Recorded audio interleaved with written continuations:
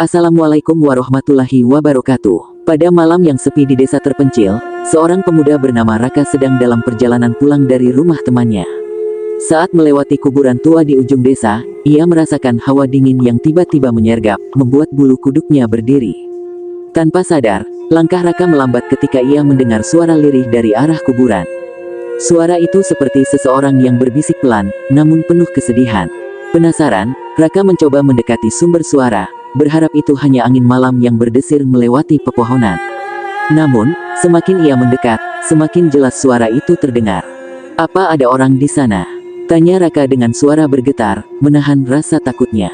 Tidak ada jawaban. Suara itu justru semakin keras, seperti memanggil namanya. "Raka, Raka!" Suara lirih itu terdengar serak, seakan berasal dari dalam tanah. Raka mundur beberapa langkah, hatinya berdebar kencang. Ketika ia mencoba berbalik untuk pergi, tanah di sekitar salah satu makam tiba-tiba bergeser. Sesosok tangan pucat muncul, mencengkeram tepi kuburan.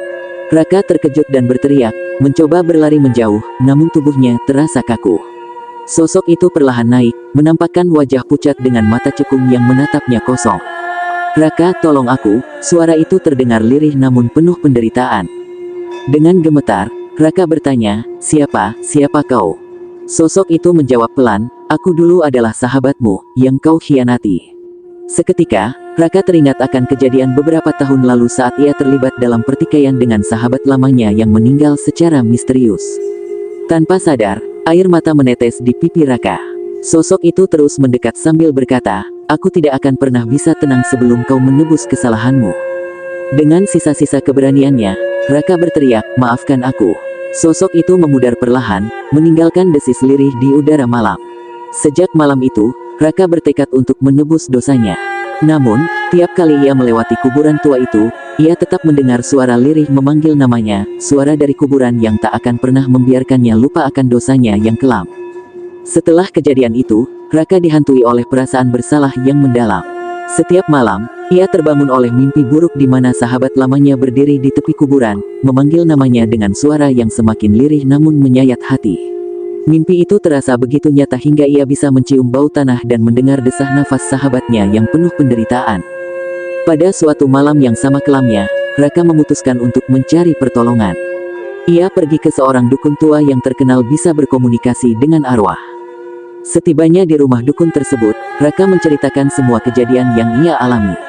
Sang dukun mendengarkan dengan serius dan kemudian berkata, "Arwah sahabatmu tidak tenang karena ia merasa ada yang belum kau selesaikan. Kau harus melakukan sebuah ritual untuk membantu jiwanya menemukan kedamaian."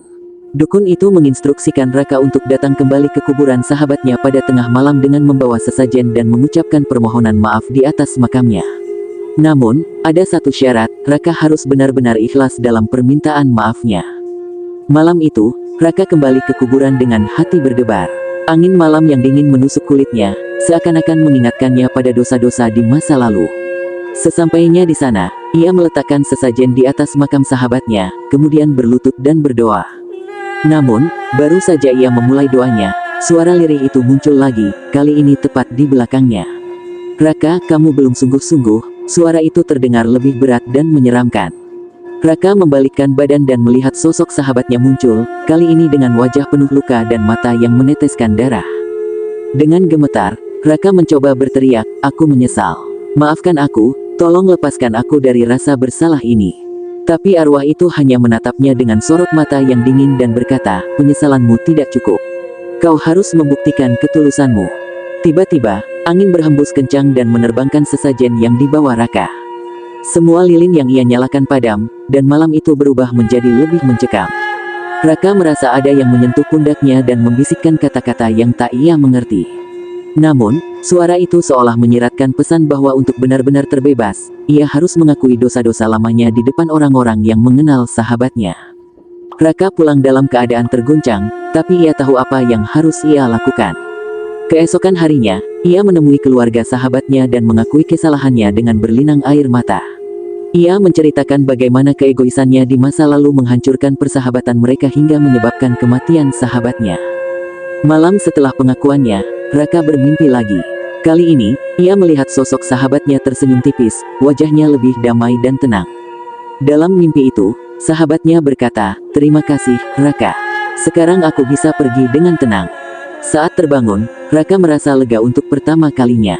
Ia kembali melewati kuburan sahabatnya, namun kali ini tidak ada lagi suara dari kuburan. Sejak saat itu, Raka berjanji untuk hidup dengan lebih baik dan menjadikan pengalaman kelamnya sebagai pengingat akan pentingnya ketulusan dalam pertemanan. Sejak malam itu, kehidupan Raka berubah. Ia menjadi sosok yang lebih rendah hati, dan mulai menghargai persahabatan serta hubungan dengan orang-orang di sekitarnya. Bayangan dan mimpi buruk yang dahulu sering menghantuinya perlahan menghilang. Ia bahkan kerap datang ke kuburan sahabatnya untuk membersihkan makamnya dan berdoa, sebagai wujud penyesalan yang mendalam. Namun, ada satu peristiwa aneh yang tak bisa Raka lupakan. Pada suatu malam, ketika ia sedang berziarah sendirian di kuburan, tiba-tiba angin dingin berhembus kencang. Dedaunan kering berdesir, dan seolah-olah ada suara kecil yang berbisik di telinganya, "Terima kasih, Raka."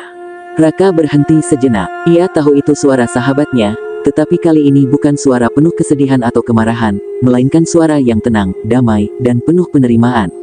Hatinya merasa hangat, seolah beban yang selama ini ia pikul akhirnya benar-benar hilang.